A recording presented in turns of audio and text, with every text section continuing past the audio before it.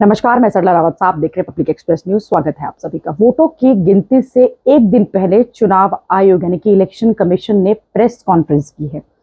बेहद अहम चुनाव जिनकी वोटिंग का रिजल्ट 4 जून को आना है और अब ठीक इससे पहले चुनाव आयोग एक प्रेस कॉन्फ्रेंस करता है जिसमें अपनी तैयारियों को लेकर बात की गई। मुख्य चुनाव आयुक्त राजीव कुमार ने यह कहा कि सबसे पहले जो पोस्टल बैलेट है उनकी गिनती शुरू होगी और उसके लगभग आधे घंटे के बाद ही हम ईवीएम की गिनती शुरू कर देंगे। इसमें कोई संदेह नहीं है। 7 चरणों का ये चुनाव हुआ है जिसमें 1 जून को जो है अंतिम चरण जो है उसका मतदान हुआ। उसके साथ ही शनिवार को ही हमने देखा कि अलग अलग चैनल्स पे एग्जिट पोल भी आया है।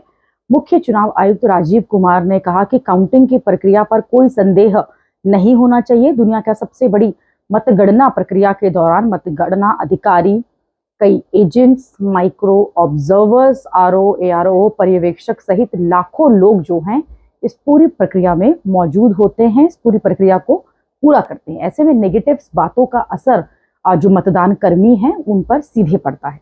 मुख्य निर्वाचन आयुक्त राजीव कुमार ने सोमवार को यह भी कहा कि भारत के लोकसभा चुनाव में 31 करोड़ 20 लाख महिलाओं ने वोट दिया, जबकि 64 करोड़ के मतदाताओं की भागीदारी थी, जिसके साथ ही विश्व कीर्तिमान भी स्थापित किया है। राजकुमार ने मीडिया को संबोधित करते हुए कहा, राजीव कुमार ने, कि दुनिया की सबसे बड़ी मतदान प्रक्रिया में 68,000 से अधिक निगरानी दल और 1.5 करोड़ से अधिक मतदान तथा सुरक्षा कर्मी शामिल रहे। कई लोग जो हैं मतगणना पर शक भी जता रहे हैं कि जो अब वोटिंग है या काउंटिंग है उसमें उस पर जो शक जताया जा रहा है ऐसा नहीं किया जाना चाहिए। एक फेयर वोटिंग यहाँ पर हुई है और फेयर वोटिंग के तहत ही हमने अब जो ईवीएम है उसका रिजल्ट भी घोषित करेंगे, यानी कि गिनती भी होगी।